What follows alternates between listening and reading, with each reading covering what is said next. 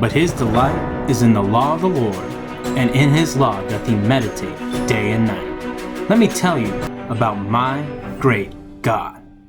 Hey guys, Pastor Tim here. Hope you guys are doing great. Hope you're ready to get your day started off in God's Word. We are in 2 Kings chapter 13, and we're kind of continuing the same trend here. We're meeting new kings of Israel specifically in today's chapter, and of course, none of the kings in Israel, the northern kingdom, followed God. They did that which was evil in the sight of the Lord. But just so that there's no confusion, we kind of meet Jehoahaz,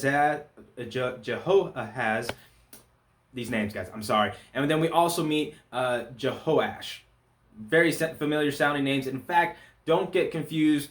The Jehoash or Joash that we meet in this chapter is a different king from the previous two chapters. All right, that was Joash of Judah. Today we're talking mostly about Joash of Israel. So if that's kind of confusing, just know those are two different people that just have the same name, much like in the world that we live in today.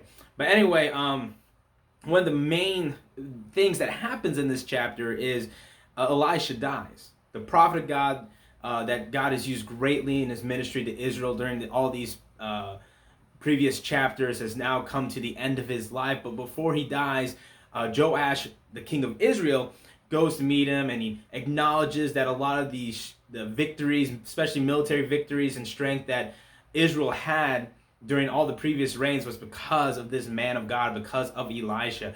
And Elisha gives him the opportunity to defeat the Syrians. He tells them, hey, open the window that is pointing eastward, which is, the general direction of Syria itself. Shoot an arrow out there, and he shoots an arrow out the window, and he tells them what this is a picture of. That is the arrow of God's deliverance. But he then tells them, now shoot more arrows to the ground, right in front of you. So he takes 3 arrows and he shoots them in the ground, but he doesn't empty his whole quiver. He just does a couple arrows.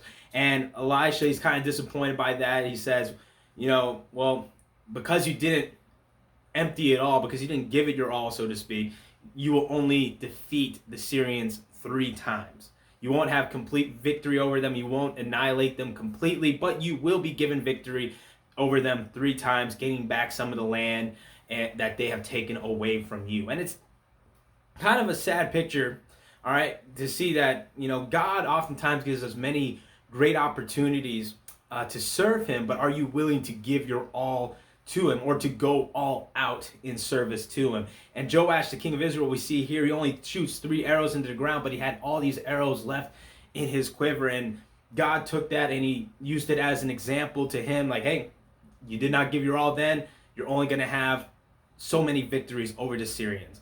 Now, it was a good thing that he did have those victories. They were able to get some of the land that Hazael has taken away from Israel during his reign, and that was a blessing from God. And we actually even see at the end of this chapter that God, despite Israel's continual sin against him, continual rejection, because of his promise to Abraham, Isaac, and Jacob, his covenant with them, he protects them, and he's punishing them, he's allowing them to be chastened, but he's not allowing them to be utterly annihilated and defeated, as he easily could have let them be by these superpowers, so to speak, in the time of the Bible, by the Syrians, and then later the Assyrians and the Babylonians for Judah itself. And it's all because of God's grace and him being faithful and keeping his promise he made to their patriarchs, Abraham, Jacob, and Isaac. We do get a really interesting thing that does happen in this chapter. After Elisha dies, they bury him, and during one of the battles with the Syrians, these guys are trying to bury their dead, and they have a man that they're trying to make a grave for, and they happen to be by Elisha's sepulcher. And then all of a sudden, a band of Syrian men come up upon them. So they don't have time to bury this guy because they're about to battle. So what they do is they actually take the man, this dead guy, and they throw him into Elisha's sepulcher. And it just so happens that when they threw him in, he happens to touch Elisha's bones, and he's resurrected. He's revived, and he stands up on his own 2 feet. And that's a really weird thing to happen, you may think, but it's just kind of a picture of, even after Elisha dies, God still has great power through him. And it was kind of an example, you could say, to Joash of Israel, that yes, even though Elisha died, God is still going to keep his promise he made to you through Elisha. all right, that you will have victory over the Syrians these 3 times.